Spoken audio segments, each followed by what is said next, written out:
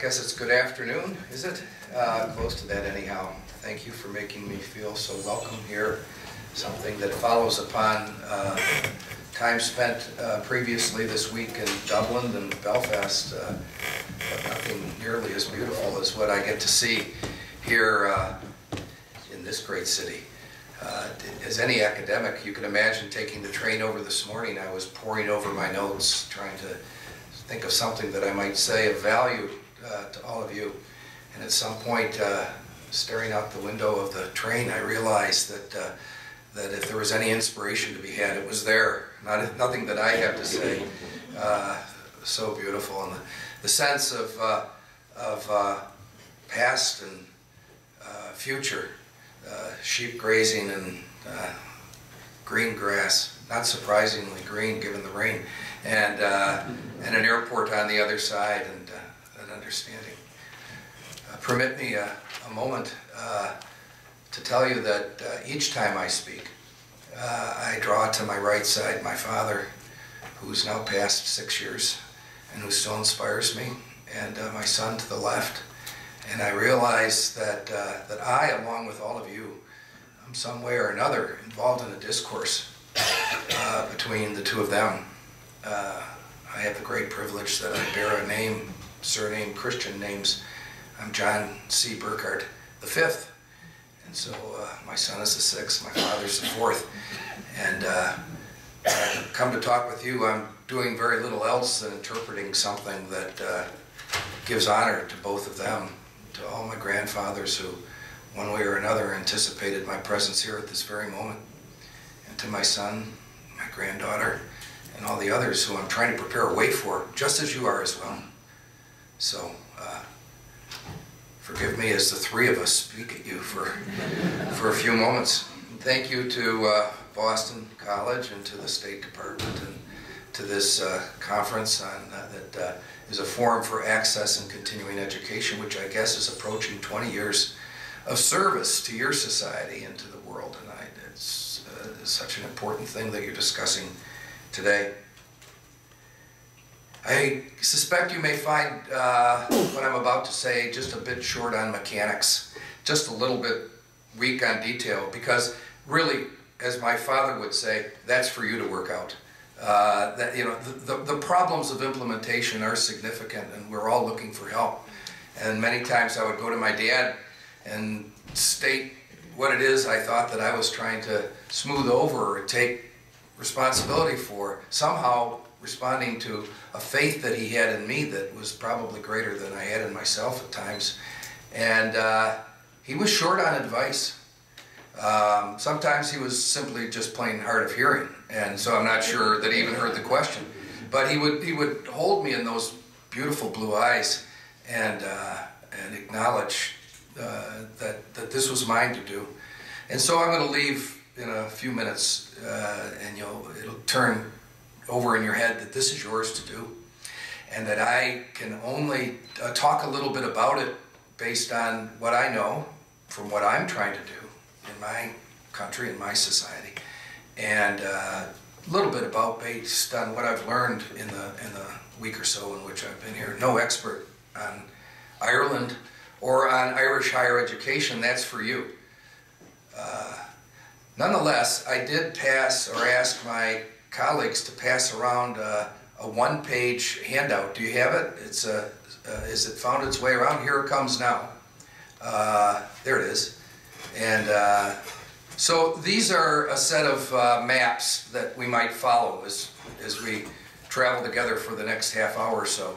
And I want you to know all of this is preliminary to a conversation I hope we can have. We're a small enough group that we can ask questions and have a bit of a discussion about that. As the maps are coming around, I should fill it with a bit of a story, I guess. In Dublin and again in Belfast, I was shown your great houses of government. It's something that happens throughout the Western world. We're all proud of the seats of government, right? And seats they are. You go into these rooms, and what are they but seats arranged in a kind of a formalized way to suggest this is how we work out our future right here. And the seats are arranged with some precision.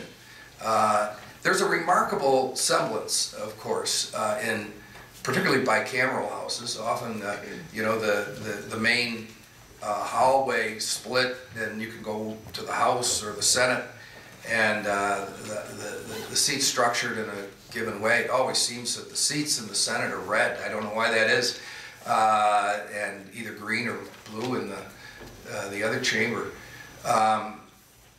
And in some ways, this is a physical representation of something given us by the Greeks a very long time ago, that we take responsibility for our own future, and we do so in a way that we attempt a civil discourse.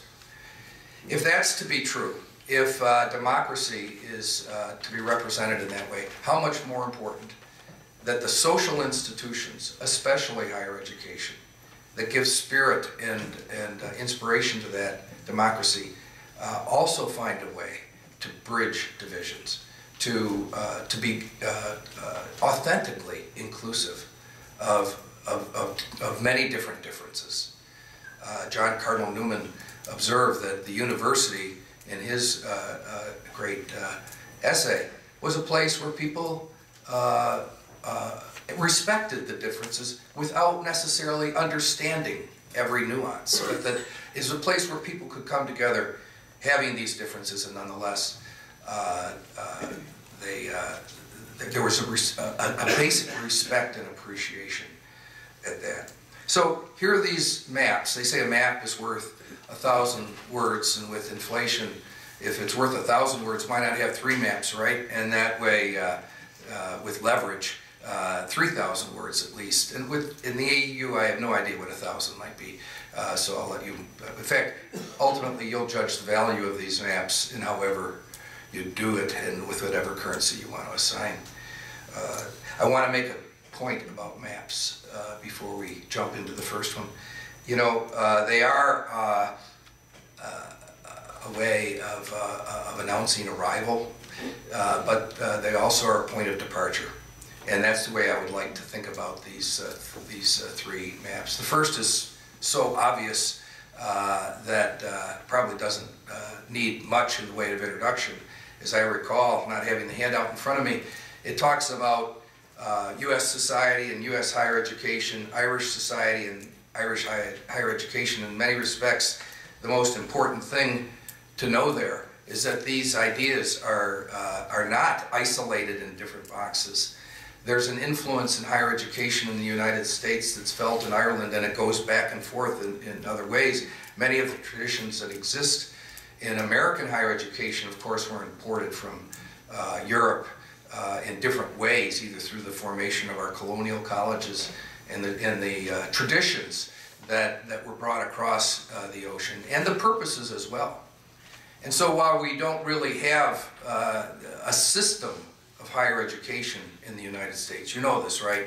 It's a collection of 4,500 colleges and universities that nonetheless, despite its inherent lack of organization, achieves a great deal. And in some ways, its looseness, those of us who study higher education call it a loosely coupled system. Its very looseness, the fact that there are private institutions and public, and that some of them are oriented very closely to community concerns and some to national or international concerns, gives it an adaptability that is inherently related to the way we think about and address problems in the United States. Just a few examples will suffice. We started with colonial colleges, of course, as I mentioned. We started to create our public institutions. Mine, the University of Michigan, was established before Michigan was named a state. I mentioned to the chagrin of our lawmakers not long ago that given our endowment, we'll probably be around long after the state has folded up tents. So we exist actually in our state as a 4th branch of government, autonomous from the others: judicial, executive, legislative, and higher education. We directly elect our regents, our governors within the state, and through the beauty of endowments, we have a permanence and a freedom to teach and to select students for enrollment that is not directly governed or rationalized, if you prefer, by our state. We created a whole system of institutions, as you well know, land-grant institutions, that were in some ways a political response to the creation of additional states as we moved west, but also an attempt to extend our knowledge of agriculture and industry to more and more people and to bring more people in. When we faced character flaws in our American history, we sometimes address these by creating institutions of higher education. So we have a system of historically black colleges and universities. Rather than deal with the issue of race in an appropriate and thoughtful and systematic way, we created a parallel structure as a way of resolving it. Some of these continue to exist.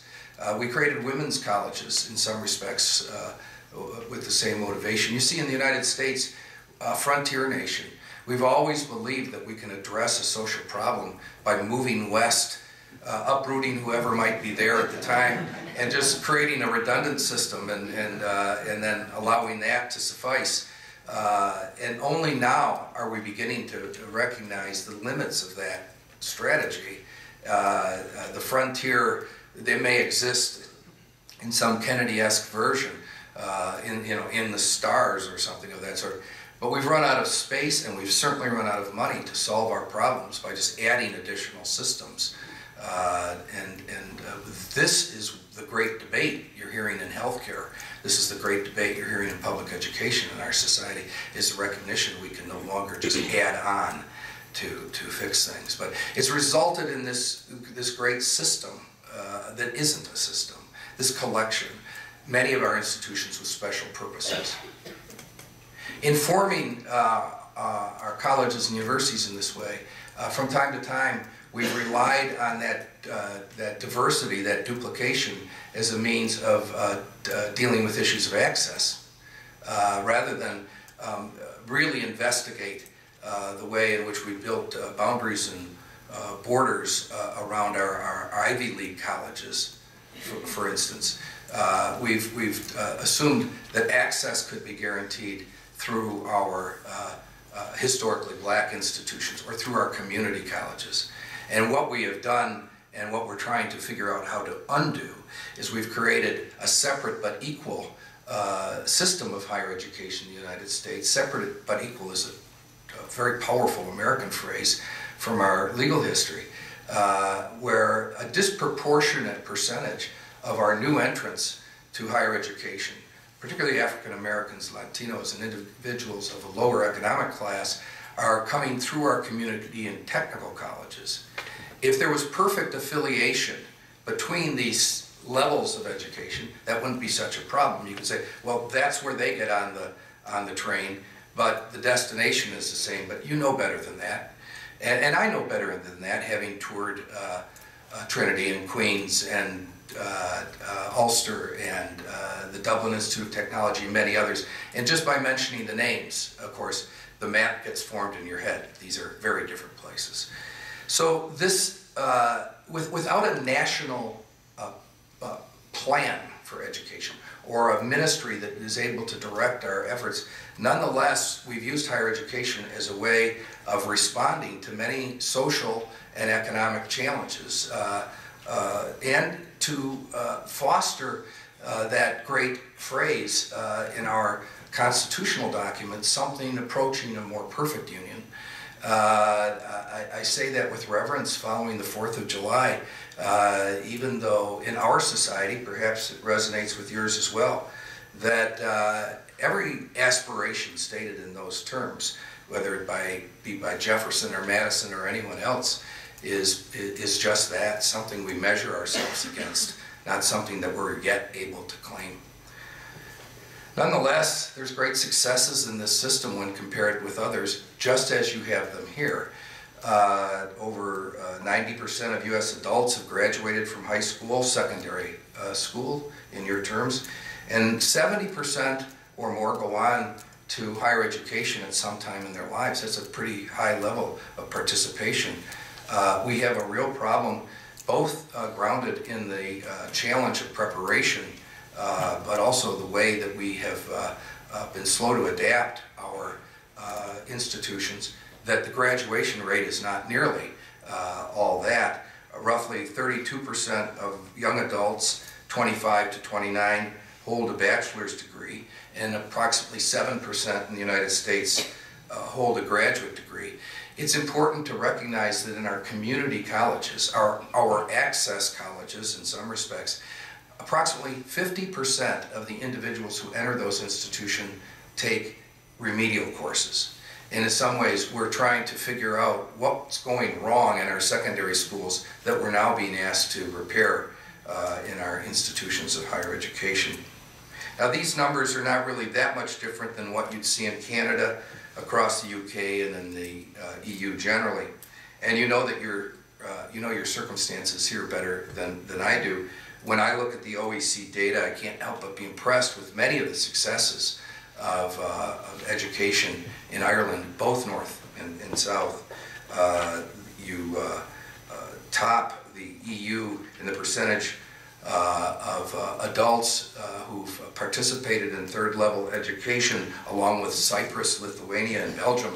I have no idea how to make sense of that collection of names. I kind of know where they are on the map, but I don't know what they have in common enough to say much about it. But for comparison, a look at emerging nations of the world tell us that Brazil has a 27% completion rate at the high school level, and that in China, 5% of all adults ages 25 to 64 have what we would call a college degree. We can look at inputs as well as these outputs, and often higher education, I would say increasingly higher education, is being discussed in terms of inputs. I certainly found that in speaking at the Higher Education Authority earlier in this trip. It's a lot of discussion about inputs and metrics for outputs. We'll get back to that in just a moment. The United Kingdom, with and without Ireland in the analysis, was in an investment mode, as you know, in higher education from approximately 2000 to 2008. In Ireland today, spending, well, it went from 4.5% of GDP in 2000 to 5.6% of GDP in 2008, related to a phenomenal growth in income. You know this better than I do. The United States spends about 5.7% of its GDP on higher education. I'm going to test you on this statistic in a second. China spends 3.3% of its GDP in higher education. Now the income, $7 trillion economy there. In some ways it makes comparisons difficult, but hang on to the 3.3%. For what it's worth, the number of women in higher education in all Western societies now outpaces that of men, that is in terms of student participation.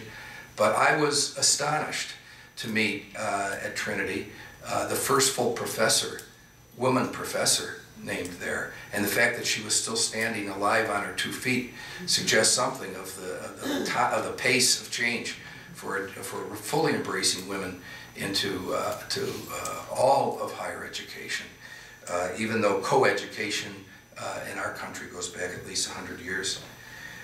In my own country, where race and ethnicity are something of an obsession. So when you talk about barriers here in Ireland, there are a number of different ways those are described geographically in terms of socioeconomic status and historical barriers. And of course, in the United States, we seem to translate virtually every conversation to race soon enough. African Americans and Latino Americans, Hispanics, lag behind others in terms of their participation. Asian immigrants have a very high level of participation. The participation rate, the attempt rate of African Americans is approaching that of Caucasian Americans, but the success rate is lower. And in a moment I'll talk about the implications of student debt. To attempt American higher education and not to graduate it is a very dicey business altogether. So I'm not going to spend much more time on that first map that you have in front of you. What I wanted to illustrate is there are ways of looking at our societies and on our higher education systems and realize that they've evolved together in many respects, as yours is doing now. But I'd like to pay a little attention to the second map that I've offered and see if we can learn something here together. Eventually we'll get all three maps in front of us, confuse it completely, and then I'll ask for directions and see where it takes us, huh? So I sat next to a gentleman on the plane on the way from Toronto to Dublin, and he asked me what it was I was about to do, and I told him I was speaking. He asked what it was about. I said, higher education for the public good, and I was a little bit surprised. I assumed that would be the end of our conversation. No one has ever asked me a follow-up question, not even my mother, and especially not my mother. And so I was a bit surprised that he said, the concept of higher education as a public good is completely understood in Ireland as well as in most of Europe. Everyone has that right. What they can't figure out is how they can afford it going forward. As an American, maybe you can tell them how to do that. The first thing I did is arrange to change seats so I could lean on my wife Janice for support. It was a bit depressing to realize that every haberdasher, cabbie, dishwasher, and politician knew more about the topic I had been sent over by my State Department to talk on than I did. But perhaps, well, I have some confidence that you have a little compassion for me, knowing that it's articulating the rhetorical statement that higher education is for all of us and that it is indeed a public benefit is good enough, and it's a great start. I'd also be inclined to suggest that, and I was told this by the head of your, is it the it's a set of initials that you use here. But he was the head of it, whatever those initials might be, I assure you. He's an important man. He said, actually, our public understands that concept. Our politicians may not fully understand that concept.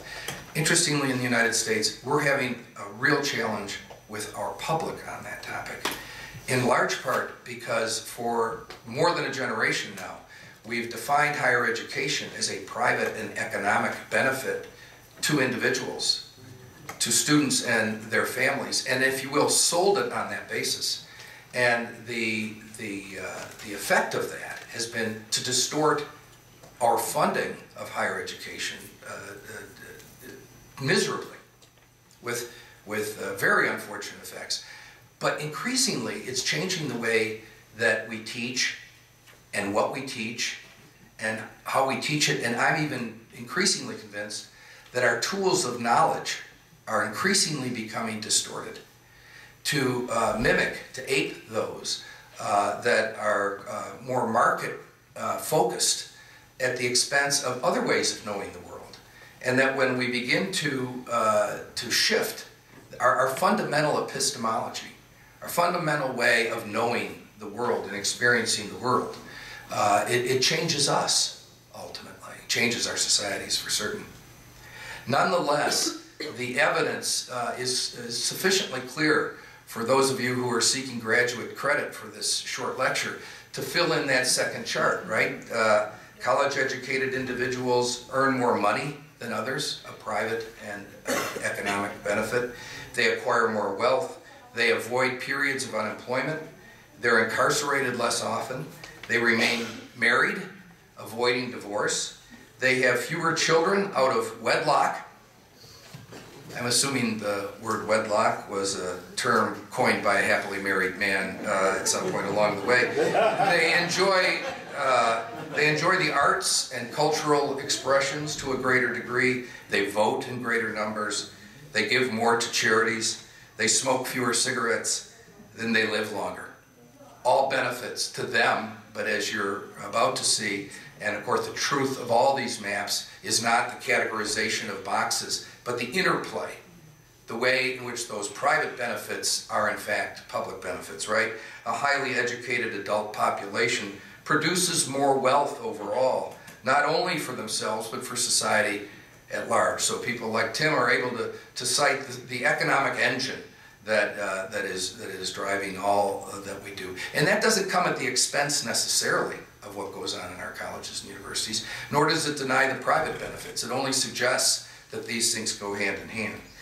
This is wealth that is put to use in providing advantages not only for the society at large, for communities such as the one or the region we serve here, but for their children, who themselves are more likely to obtain better and more education, and to avoid all sorts of trouble, not all trouble, but all sorts of trouble, including early marriage, incarceration, and drug use. The stability of marriages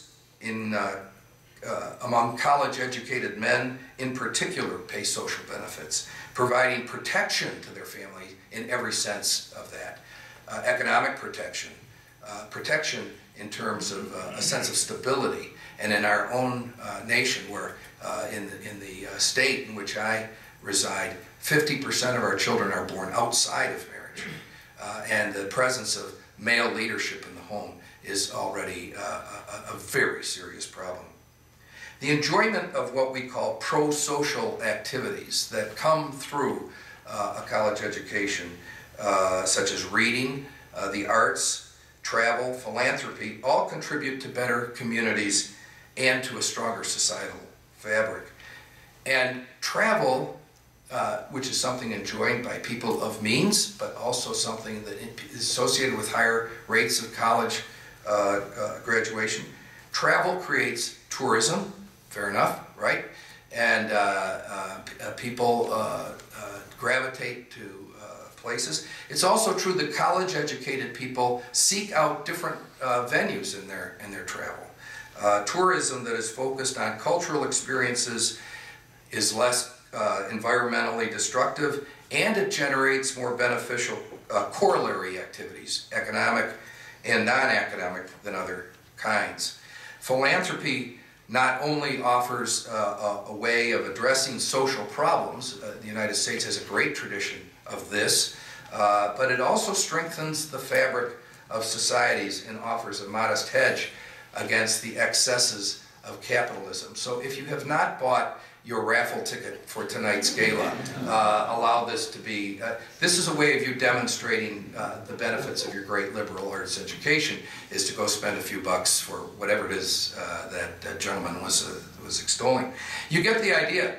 And all of this is based, and this is important, in pretty good empirical evidence.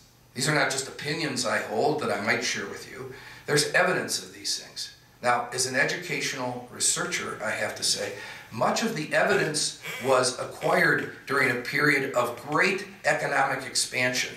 Much of it is evidence gathered in the United States. Some of it is international as well. What we don't know entirely is how will this evidence stack up against declining economic prospects. We do know from our recent recession, for instance, that it helps people avoid unemployment, and when they are unemployed, their period of unemployment is shorter. But the other benefits associated with a higher education have been demonstrated with rising ships, as John F. Kennedy would have said. Now, my work at the University of Michigan, and I won't go into this in any real detail unless our time for a conversation allows it,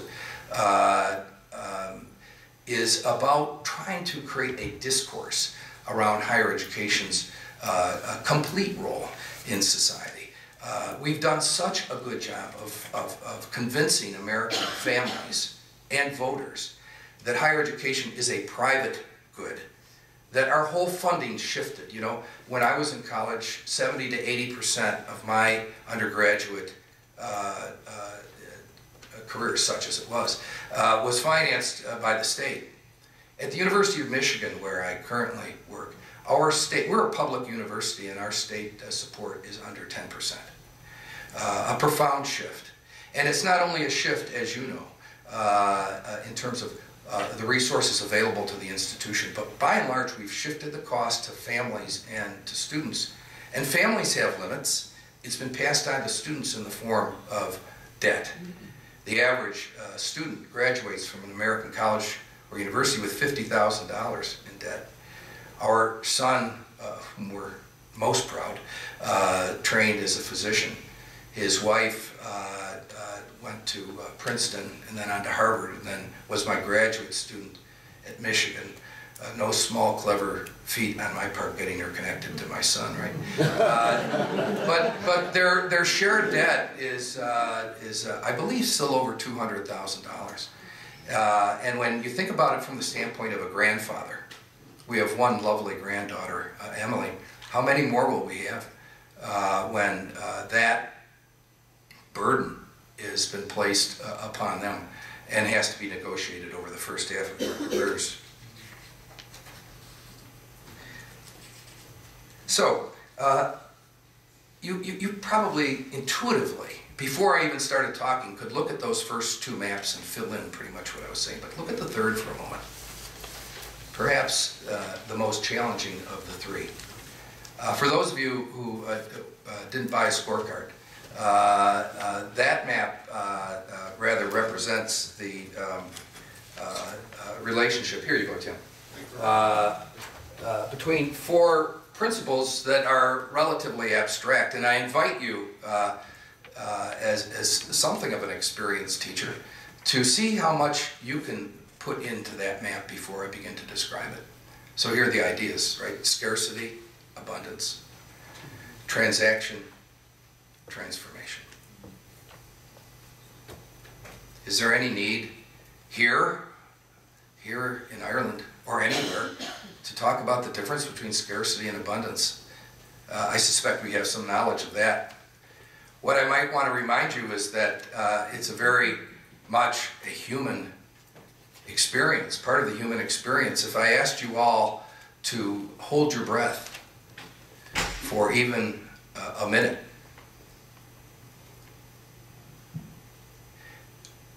by the way, on Monday I forgot to say you can breathe now. I think some of your commissioners are still passed out. But if you hold your breath for even a minute, physiologically, you start to experience the signs of deprivation.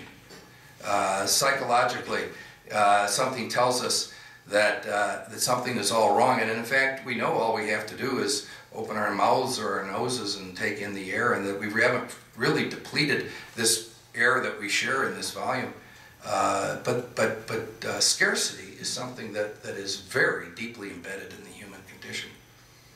You all know that Abraham Maslow spoke of scarcity and abundance in his own pyramid, right? We're all familiar with that. And there was this belief system that once you got above a certain level of security, that then all sorts of good things were open, self-esteem and ultimately self-actualization. And maybe we could represent that idea from individuals to a society. You know, it was only when the Greeks had achieved a certain level of security that they were able to go on and enjoy the gifts of art and culture as we enjoy today. And that, you know, when things are good, we're able, during the Celtic Tiger, when things are good, all sorts of things are imaginable and possible, but not so much in a moment of scarcity. But I suspect you know where I'm headed with this. This notion of scarcity and abundance is very much a relative thing, and they both coexist. Back to Maslow for a second. I'm beginning to believe in the United States that even after you've gotten above that threshold of what has to constitute security, you know, you've got a home of 2,500 square feet and 2 cars and heaven knows what else, iPhones and a barbecue grill that is as big as the Titanic, and still the sense of what's absolutely needed continues to rise, right? So this is not an absolute level, and our society's come to think, if only we had this and then we have it, and still we're seeking something else. And this notion of who we are, how shall we be called? What is this time? A fascinating question for educators. How will we look back and name this time as educators in Ireland? You know, is this the time after something, after the Troubles? Or is this the time that's at the doorstep of something else? Well, those notions of abundance and scarcity are not absolute. That's the whole purpose of what I'm talking about. And so if on Monday I'm in Dublin and talking about higher education, and all the commissioners there are talking to me in terms of scarcity, you can see how that changes the discussion, right? So the coinage of scarcity is metric. This coinage of scarcity is measurement. Because when you're about to be deprived of something, there's a hoarding mentality, right? We keep counting it to make sure that it's still there for us. I'm inclined as an American to believe that we keep counting even after it's there in such great abundance that it couldn't possibly matter anymore. Why would it matter to someone who's already earning millions of dollars a year to get a bonus of several millions more? What are they going to do with this money? Well, I know what they're going to do with it. They're going to complete the work of Prometheus. They're going to make themselves immortal, right? They're going to use that money to change everything else for all who follow. But nonetheless, this notion of scarcity and abundance is something that we can not play with, because it's not to be played with, but think about, knowing that we are in a moment of scarcity in some ways and abundance at all times. And certainly in a city here, part of the history to be both abundant, beautiful, verdant, green, everything available, and at the same time struggling with the limits and the challenges. So let me get on to the other two words on that little map, because after this, it's ours to talk about. I will have given you everything I have, and you'll realize not much in detail, but with the idea that maybe by reframing this conversation, we'll discover it in a different way, and that's transaction and transformation. These are easy words, right? All of us have a little bit of Latin back there somewhere. So a transaction, a sense of exchange. An exchange where things don't really change between the two parties to the exchange. It's just, they're there, and it's a bit of a contract, isn't it? I asked Tim yesterday what he thought his fundamental role is. Is it about making deals, or is it about building relationships? He gave the right answer. It's about relationships, which are not only transactional, they're characterized by transactions. These are not mutually exclusive terms either, right? So my son, as I mentioned, my pride and joy, the best hope of my grandparents, to whom I place so much of my sense of purpose in life. So he's off to medical school. We have plenty of transactional interactions. You put a kid through medical school, you bet you do. You know, there's a lot of transaction there. But that's not our inherent relationship, right? Any more than in the moment of my own birth. I had no power whatsoever in the world, could not survive on my own, but I had the power to change my father into a father, from a husband, from a soldier in World War II, from a son of his own father. All of a sudden, this little thing, this whining little thing that was me, turned him into a father, just as my son was able, through his effort, I hope pleasurable effort, to turn me into a grandfather. And I find myself, as Janice does, looking at this powerless little thing who pulls everything we have from us. Now that's power. That's why transformation is power. Transaction is the deal.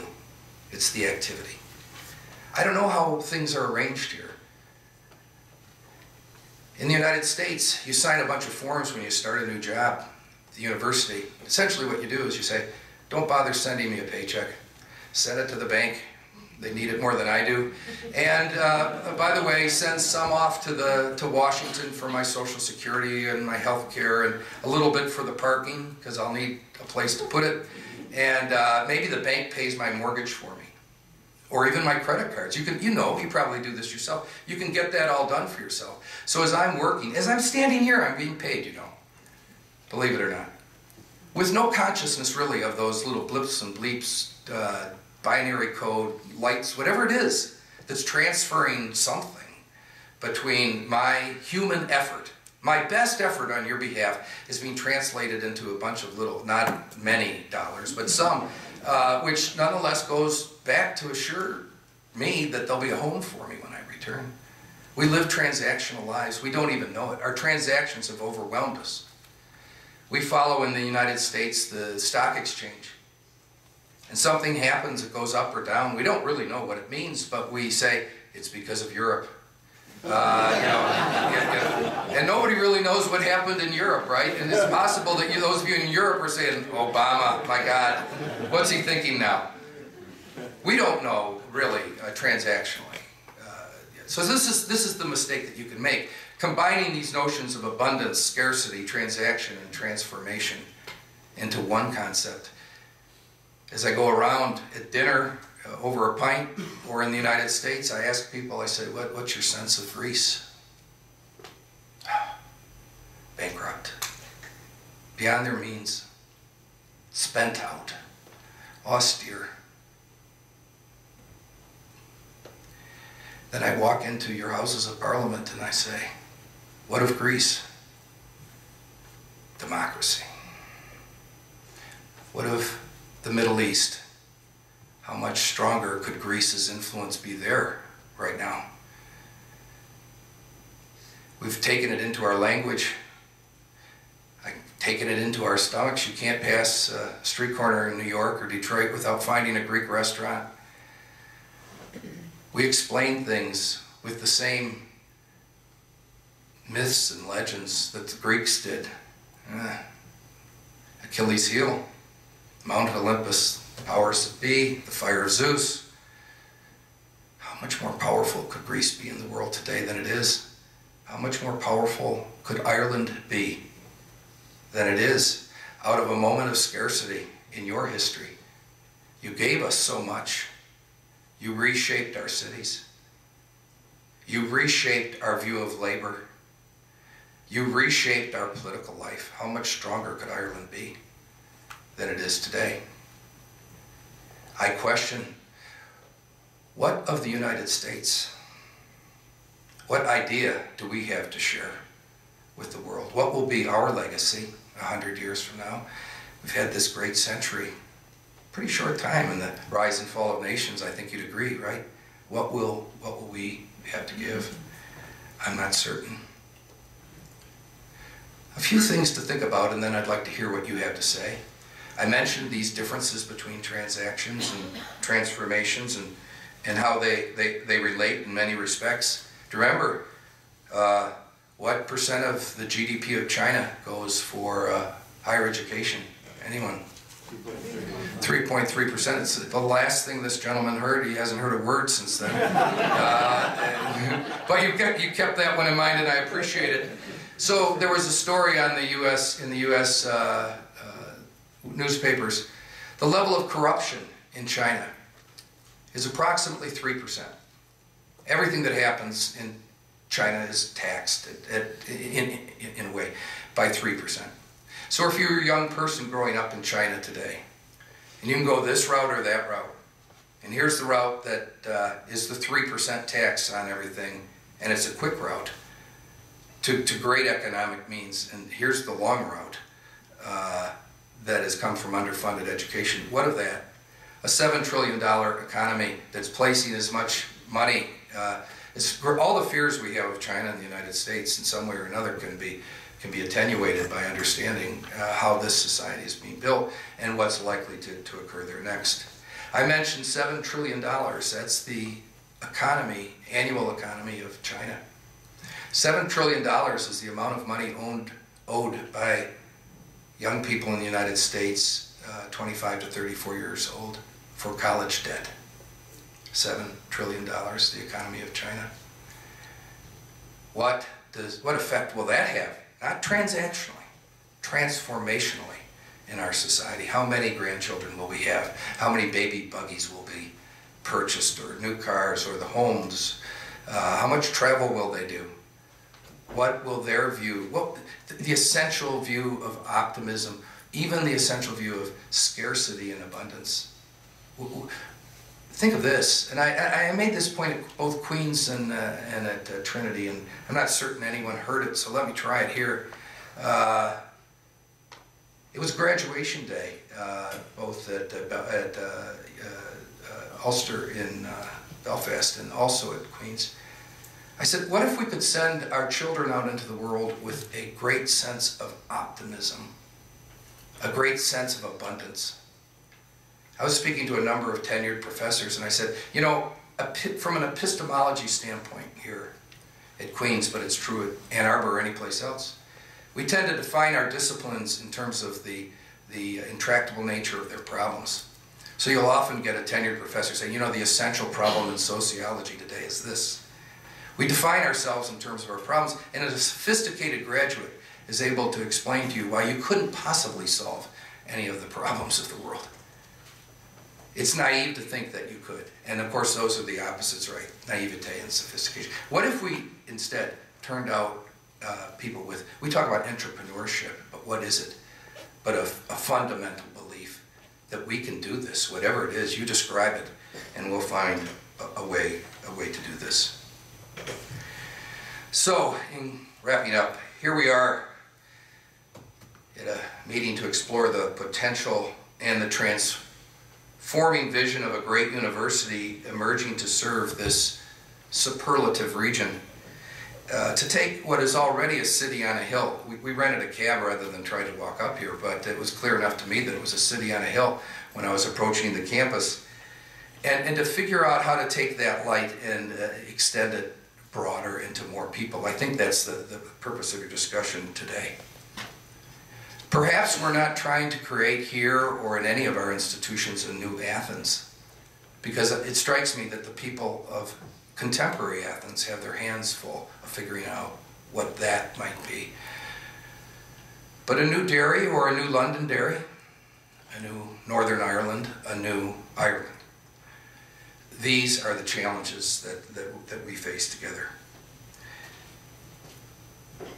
I believe that the challenges in that regard include understanding, as I started, about the role that we play in perfecting these democracies that each of us reside within.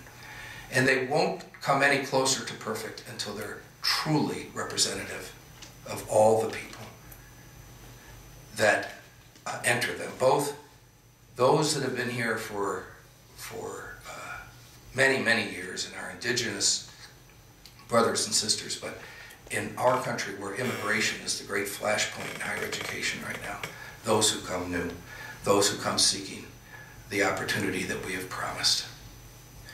I'm very appreciative of opportunities like this to speak. I feel it's my best chance to give voice to my father and my best chance to inspire my son. Thank you very much.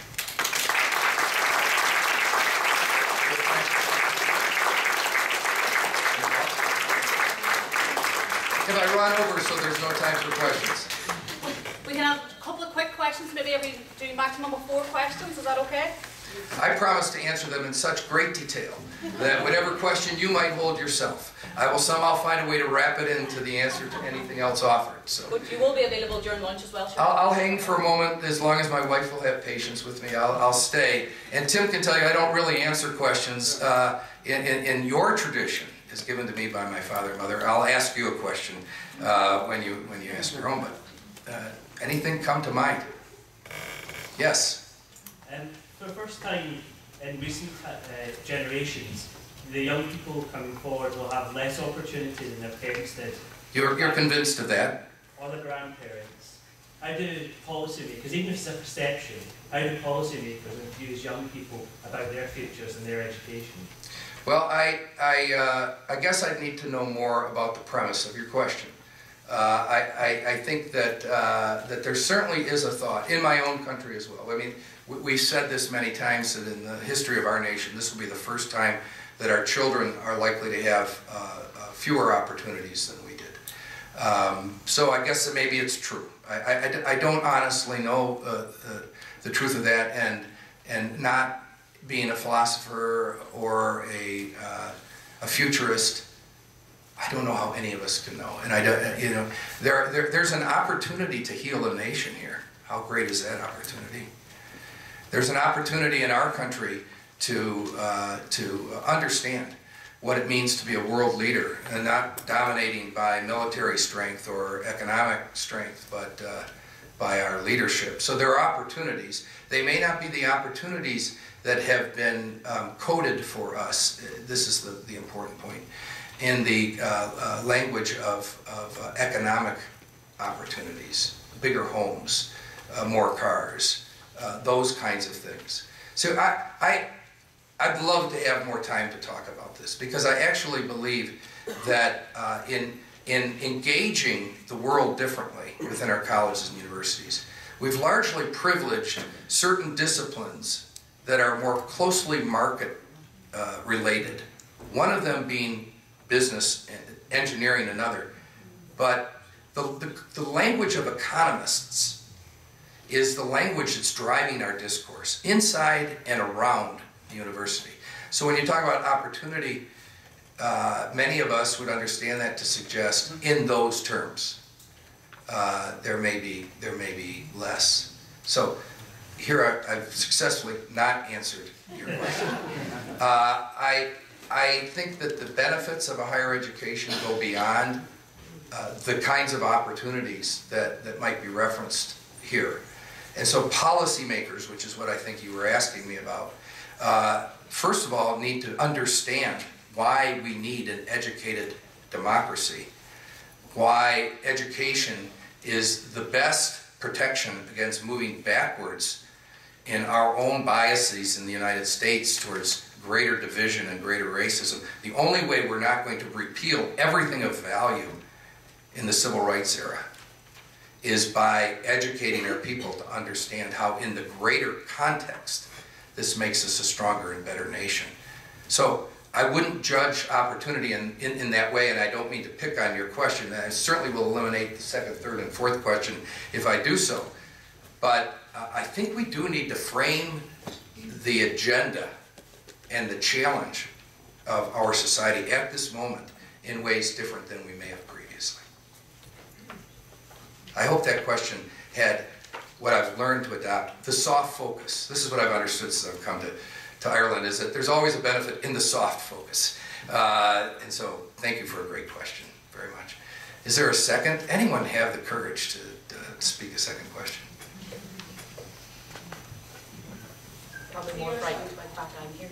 It could be that you're offering a chilling effect on this. So close your eyes for a moment and let's see.